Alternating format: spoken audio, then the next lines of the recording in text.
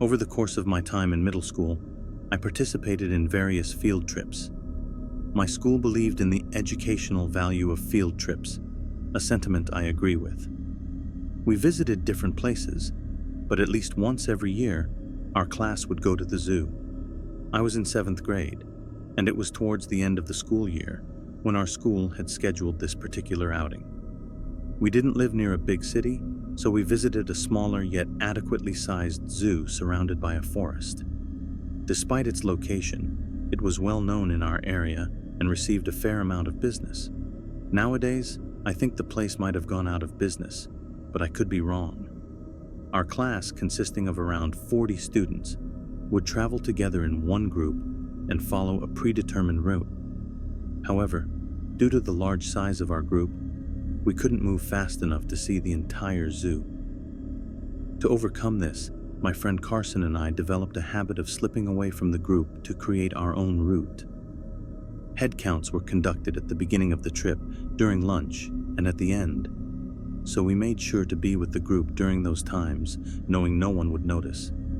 Not even 10 minutes after our group set off, we would discreetly split away, exploring different parts of the zoo until lunch. When lunchtime arrived, we seamlessly rejoined the group, making it appear as if nothing had happened. We had planned to continue the same strategy after lunch. Despite our efficient pace, there were still a few areas we hadn't explored, including one I was particularly eager to see, the bat enclosure. This enclosure was a highlight of the zoo, with a man-made cave entrance and bats inside. The unique feature was the simulation of day and night with lights, ensuring the bats were awake when visitors were present. During the day, the enclosure was completely dark, except for a few dim lights to allow visibility. After lunch, we split from the group again, this time heading towards the bat enclosure. As I was discussing something with Carson, a person in a zoo staff uniform grabbed my arm forcefully, claiming we weren't allowed to touch the glass. I wasn't even touching it. He insisted we follow him, leading us through dim paths until we reached an exit sign. Opening the door, he guided us outside, where we found ourselves in a secluded area with only a forest and an old vehicle with its trunk open. The person instructed us to get in, leaving us bewildered and concerned. Realizing something was wrong, we desperately tried to open the door, but it mysteriously opened itself after being shut. As we headed back, we noticed the person now had a knife and was pointing it towards us, gesturing towards the trunk as if urging us to hurry. Without hesitation, I shouted a single word: "Run!" We narrowly escaped, and the person ran into the forest, giving us a difficult time chasing us. Unsure how long we ran, we took a turn, eventually reaching a wall to the zoo.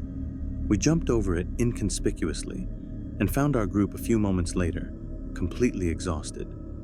Despite slipping through the cracks, Carson and I decided to keep silent about the entire incident. It might sound selfish, but we knew that if the school learned about what we went through, they might significantly reduce the frequency of field trips. Consequently, we spent the rest of the day acting as if nothing had happened. A few days later, I received a text from Carson, containing a group photo taken at the entrance of the zoo just before leaving. The text under it read, "Search in the upper left corner." Frantically reopening the picture, we were shocked to see the person who had tried to capture us standing in the background near the upper left corner. There was no doubt it was the same person. His face was clear, and he was staring directly at the camera. This discovery left us astounded. I hadn't thought the person was a genuine employee. I had somewhat believed he had somehow taken the uniform. However, seeing this image made me suspicious.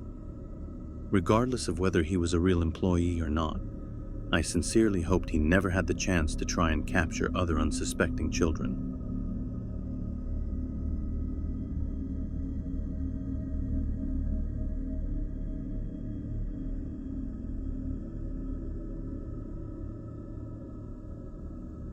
I used to live near a couple of well-known state parks as a child. This was back when I was in grade school, and the primary school I attended would actually incorporate the parks as field trip destinations. They would take us there and teach us about plants, wildlife, just nature-focused stuff like that. If I recall correctly, I was in first or second grade when this happened. The school had another of these state park field trips planned. My whole class rode up on a bus. There were probably around 50 or 60 of us, so definitely not the easiest to keep track of. However, nonetheless, the trip was going well. Eventually, it got to around noon. Now, the state park had this playground, much like one you'd see at a traditional grade school. When we finished our lunch, we were allowed to go and play on it. Being a kid, I naturally ate as quickly as possible and went to play. I remember that I was alone on a swing set that was somewhat in the back corner of the playground. Truly, I was waiting, since I guess I had finished so quickly that there weren't quite other kids to play with yet. I was looking out at the trees when I saw an older person. I would guess mid-50s, partly hiding behind a tree checking me out.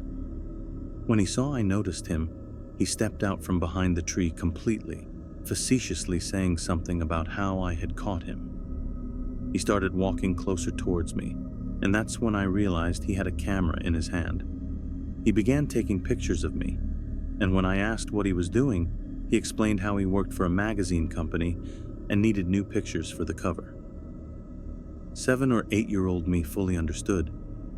I really remember thinking how cool it is to see myself on the cover of a magazine.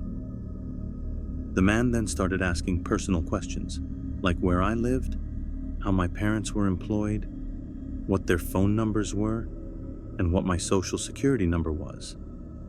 I couldn't really answer most of his questions because, again, I was just a kid. I didn't know what a social security number was. But in any case, I answered his questions as best as I could. The man then said he needed to go to his car since he forgot to grab something. He asked if I could go with him.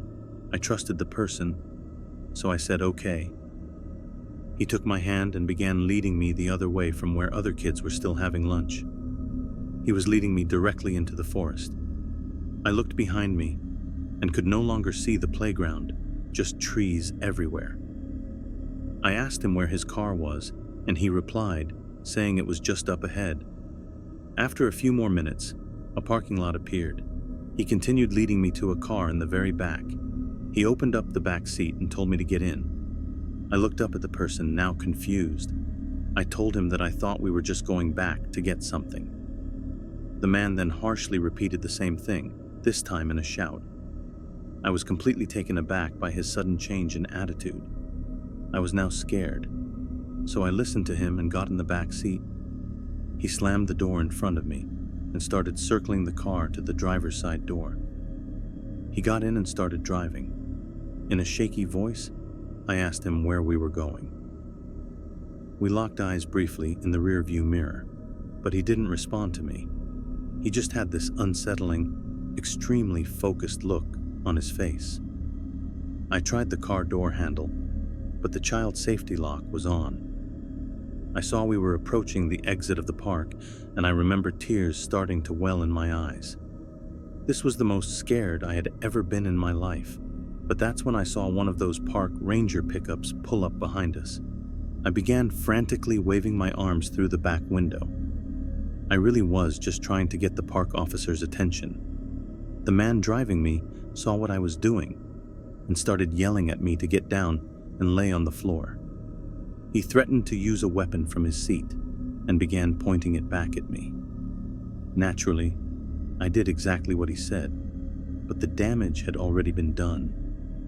The park officers behind us turned on their lights and signaled us to pull over. The man did so, but told me to stay where I was and not make a peep. However, this effort would be in vain. The park officers had seen me. The man was cuffed first and asked questions second. One of the officers then found me and comforted me. When I told him what happened, backup was immediately called to the scene. The man would, of course, be arrested. I didn't ride home on the bus that day. Instead, my mom would drive over and pick me up. She was as equally angry with me as she was grateful that I made it out.